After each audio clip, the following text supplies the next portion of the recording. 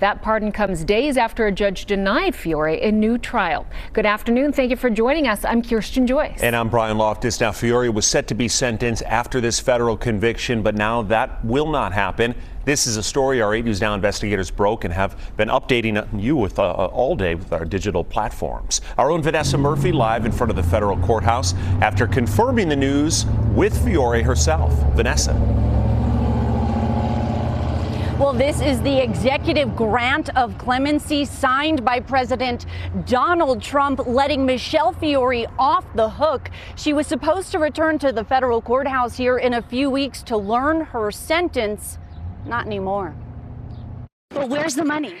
So you tell me. This was last year, before a jury convicted Michele Fiore for stealing money from memorials for slain Las Vegas Metro police officers. On Wednesday, more than 6 months after the guilty verdict, in this lengthy statement to the 8 News Now investigators, Fiore says she's a, quote, free woman, a vindicated soul whose prayers were heard and truth could not be buried by injustice. President Donald Trump pardoning Fiore Wednesday. She says she is grateful to the president, calls it an act of mercy, and also refers to, for nearly a decade, a federal machine determined to break her. Fiore could have faced significant prison time.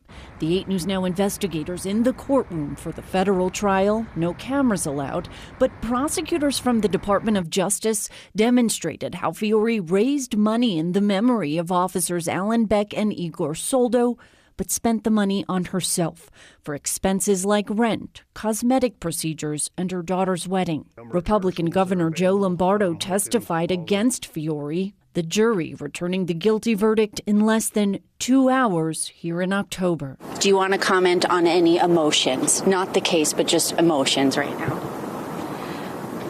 I would love to, but so I'm going to take my attorney's advice and just not. Fiore, no stranger to controversy during her political career.